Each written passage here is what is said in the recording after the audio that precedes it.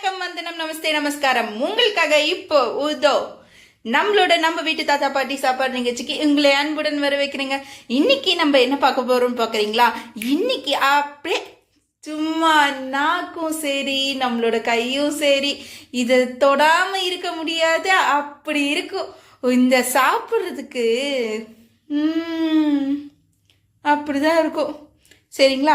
So அப்படி ஒரு recipe தான் இன்னைக்கு உங்களுக்காக சட்டு போட்டுன்னு செஞ்சு காமிக்க போகிறேன். நீங்கள் வந்து பாருங்கள் இன்னைக்கு என்ன ரெசிபி பார்ப்போமா? வாங்க. முதல்ல ஒரு பேனில் எண்ணெய் ஊற்றிக்கோங்க.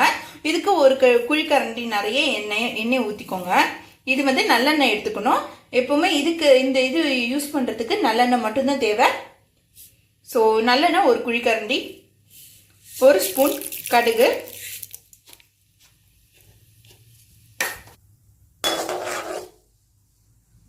இப்போ கடுகு போட்டோன்னு நல்லா வெடிக்கிது பாருங்கள்.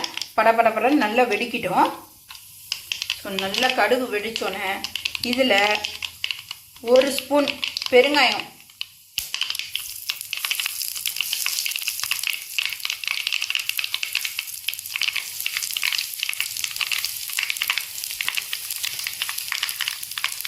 ஒரு ஸ்பூன்லேருந்து ஒரு 1.5 ஸ்பூன் கூட போட்டுக்கோங்க. பெருங்காயம் இது ஃப்ளேவர் தூக்கி கொடுக்கும்.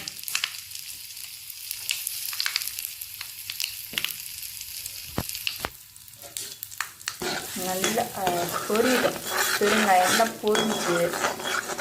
பொரிஞ்சோடனே இதுக்கு இன்னைக்கு எடுத்து வச்சிருக்க மாங்காய், நல்ல ஒரு மாங்காவை எடுத்து தோல் சீவி துருவி அப்படியே எடுத்து வச்சுருக்கேன். அதை இதில் போட்டுருக்குறேன். ஸோ மாங்காவை போட்டு இப்படி வர்றது பாத்தி வரைக்கும்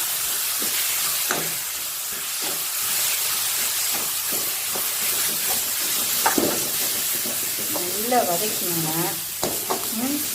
இந்த ஸ்டேஜில் இப்போ பார்த்தீங்கன்னா இதுக்கு தேவையான மஞ்சத்தூள் போட்டுருங்க. ஒரு ஸ்பூன் இல்லை 1/2 ஸ்பூன் போட்டுக்கோங்க. ஒரு 1/2 ஸ்பூன் மஞ்சத்தூள் அப்புறம் ஒரு 1/2 ஸ்பூன் இது 1 ஸ்பூன் இது போட்டுக்கோங்க, வெந்தயப்பொடி போட்டுக்கோங்க. நல்லா அப்படியே வதங்கிட்டு வருது பார்த்தீங்களா? இப்போ நம்ம என்ன பண்ணணும்னா இதுக்கு தேவையான அளவு இந்த உப்பை போட்டுக்கோங்க. உப்பு போட்டு நல்லா கிளறி விட்டுக்கோங்க. இன்னும் சேர்ந்த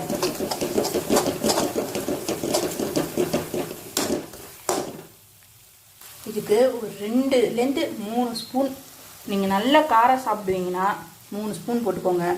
உங்களுக்கு காரம் ரொம்ப வேணான்னா ஒரு 2 ஸ்பூன் போட்டுக்கோங்க. எனக்கு சொல்லுன்னு, ஏன்னா ஒரு சில மாங்காய் நல்லா புளிக்கும், சிலது வந்து புளிக்காமல் இருக்கும். நான் வந்து 2 ஸ்பூன் மிளகாத்தூள் போட்டிருக்கேன், சரிங்களா? 2 ஸ்பூன் மிளகாத்தூள் போட்டிருக்கேன். அப்படியே நல்லா கிளறி விட்டுருக்கேன்.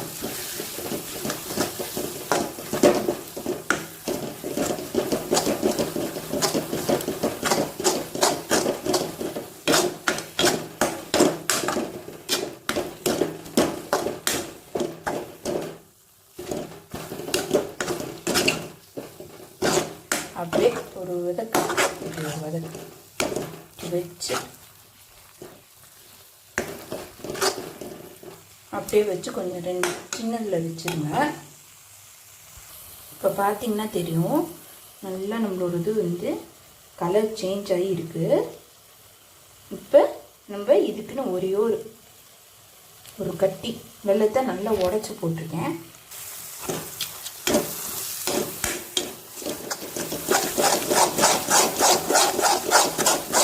அப்படியே சுருண்டு வருது பாருங்க, அல்வா மாதிரி இருக்கும். அப்படியே சுருண்டு வரும். இதோட எண்ணெய் எல்லாம் பிரிஞ்சு அப்படியே நம்ம ஊற்றினோம் பார்த்தீங்களா? இந்த எண்ணெய் அப்படியே எண்ணெயெல்லாம் பிரிஞ்சு வரணும். வந்துடுச்சுன்னா அவ்வளோதான், ரெடி ஆகிட்டாங்க.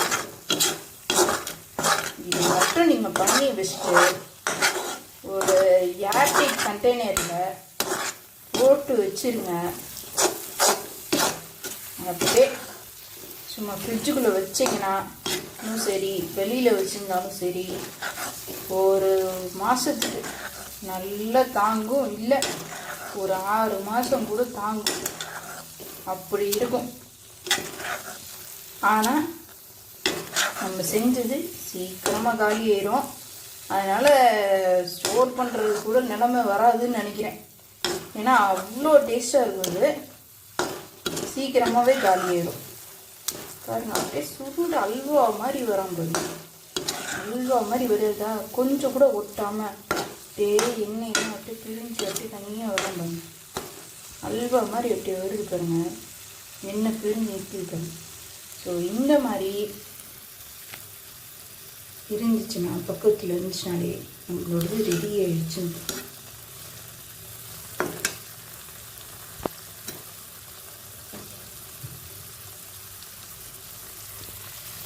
ரொம்ப ஹை ஃப்ளேம்னு வச்சிடாதீங்க.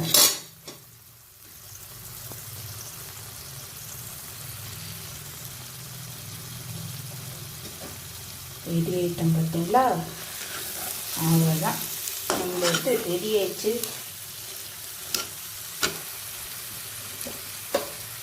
அடுப்பு அணைச்சிருங்க. நம்மளோட டேஸ்டியான சுவையான மாங்காய் தொக்கு ரெடி ஆயிடுச்சுங்க. நீங்கள் வேணுன்னா இதை மாங்காய் வந்து துண்டு துண்டாக நறுக்கி கூட நீங்கள் அரைச்சி போட்டுக்கலாம். நான் வந்து துருவி இந்த மாதிரி செஞ்சுருக்கேன்.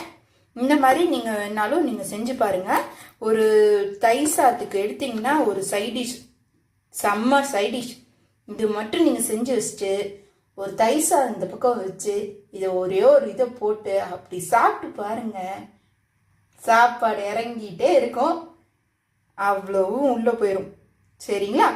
இந்த மாதிரி ஒரு டேஸ்டியான ஒரு ரெசிபி வேணும்னா மறக்காம நம்ம வீட்டு தாத்தா பாட்டி சாப்பாடை நிகழ்ச்சிங்க நீங்கள் சப்ஸ்கிரைப் பண்ணுங்க, லைக் பண்ணுங்க அண்ட் ஷேர் பண்ணுங்க. அண்ட் கமெண்ட் செக்ஷன்ல நெக்ஸ்ட் என்ன வீடியோ வேணும்னு சொல்லிட்டு என்னோட இதில் கமெண்ட் பண்ணுங்க, நான் உங்களுக்கு செஞ்சு தரேன்.